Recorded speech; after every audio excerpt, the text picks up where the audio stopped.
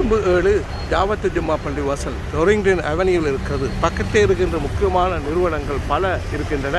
குறிப்பாக இலங்கை ஒலிபரப்பு கூட்டுத்தாபனம், இலங்கை ரூபவாகினி கூட்டுத்தாபனம், ITN என்கின்ற சுயாதீன தொலைக்காட்சி நிறுவனத்தின் தனியார் பிரிவு, மாத்திரமல்ல பல தூதரகங்கள், சவுதி அரேபியா, பாகிஸ்தான், இன்னும் பல நாடுகளுடைய தூதரக அலுவலகங்களும் இங்கே இருப்பதை ஞாபகப்படுத்தி கொண்டு இன்று வெள்ளிக்கிழமை 28/6/2024 ஜும்மா பிரசங்கத்தின் மஸ்ஜித் அக்ஸாவுடைய பிரதம இமாம் உமர் அலி அல் அப்பாசி அவர்கள் வந்து நிகழ்த்தினார்கள். மிகவும் பிரமாண்டமான கூட்டப்பட்டது. இந்த வகையில் பாருங்கள், வாகனங்கள் வந்து இவர்களை எல்லாம் இந்த ஜும்மா பிரசங்கம் சில அத்தனை பேரும் வாகனங்களில் வந்து நிறைந்து காணப்பட்டார்கள். பாதுகாப்பு ஏற்பாடுகள் என்று சொல்வதற்கு எதுவும் இல்லை. அது இலங்கை முஸ்லிம் சமூகத்தை பொறுத்த மட்டும் தெரியும் தானே. நான் ஜாவத் ஜும்மா பள்ளி மையவாடி மிகவும் விசித்தமானது.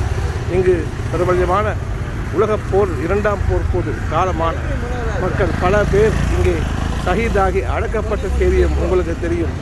இந்த ஜாவத் ஜும்மா பள்ளிவாசல் மையவாடி சரித்திர முக்கியத்துவமாகும். இங்கே இருக்கின்ற மையவாடியிலே அடங்கப்பட்டிருக்கின்ற 2ஆம் உலக யுத்தத்தின் போது ஷஹீதான போர் வீரர்கள், மலாயர்கள், அதுதான் ஜாவத்தை என்று சொல்கிறார்கள்.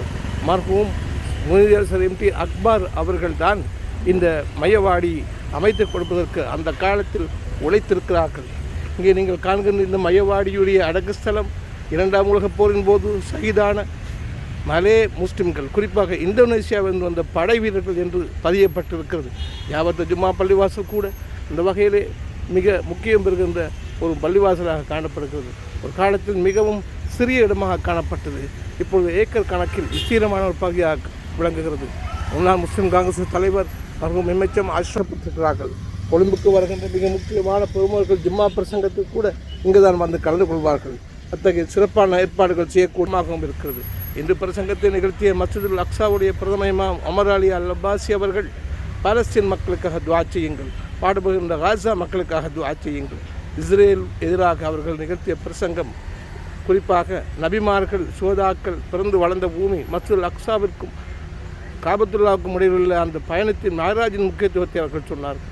உலக முஸ்லிம்கள் பாலஸ்தீன் விடுதலைக்காக போராடுங்கள், குரல் கொடுங்கள் என்றெல்லாம் கருத்துக்களை சொல்லி பிரசங்கத்தை மிக முக்கியமாக சுட்டிக்காட்டி நிகழ்த்தி முடித்தார்கள். அவர்களோடு முசாபா செய்வதற்கு மக்கள் பட்ட பாட்டை பார்த்தேன், இன்றும் கண்டுகொண்டேன். இன்ஷா அல்லாஹ் இலங்கை வருகின்ற முஸ்லிம் தலைவர்களை அழைத்து வருகின்றவர்கள் நல்ல ஏற்பாடுகள் செய்து அவர்களை அழகாப்பதற்கு, சந்திப்பதற்கு, முசாபா செய்வதற்கு ஏற்பாடு செய்ய வேண்டும் என்பதை அன்போடு கேட்டுக்கொள்கிறேன். இந்த வேளையிலே இந்த ஜாவத் ஜும்மா பள்ளிவாசல் நான் ஏற்கனவே சொன்ன மர்ஹூம் MHM அஷ்ரப் அவர்கள் இங்குதான் அடக்கப்பட்டிருக்கிறார்கள்.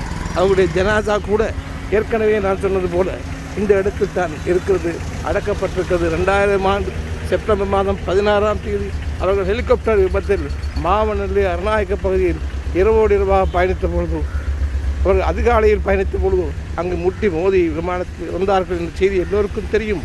அடக்கஸ்தலத்தின் அருகாமையில் இருக்கின்ற ஒரு மரம், அங்கே தென்படுகிற தூரத்தில் இருக்கின்ற மரம், அதுதான் அவருடைய அடக்கஸ்தலத்துக்கு மேலே அமைந்திருக்கிறது. அவருடைய தீர்க்கமான சில கருத்துக்கள் உங்களுக்கு தெரியும் என்பதை இந்த வேளையில் சுட்டிக்காட்டி இன்ஷா அல்லாஹ் குறிப்பாக எதிர்காலத்தில் இன்ஷா அல்லாஹ் இத்தகைய நல்ல தலைமத்துவ முஸ்லிம் சமூகத்துக்கு கிடைக்க வேண்டும் என்று பிரார்த்தித்து இன்றைய பிரசங்கத்தை இன்றைய ஜும்மா பிரசங்கத்தில் நிகழ்த்தப்பட்ட அந்த உரைகளின் முக்கியத்துவத்தை சொல்லிக்கொண்டு நான் அஹமத் முனவர் விடைபெறுகிறேன். என்னுடைய யூடியூப் தளத்தை நீங்கள் சப்ஸ்கிரைப் பண்ணுங்கள் என்பதையும் கேட்டுக்கொள்கின்றேன். நன்றி. ஜஸாக்குமுல்லாஹ் ஹைர். அஸ்ஸலாமு அலைக்கும் வரஹ்மத்துல்லாஹி வபரகாத்துஹு.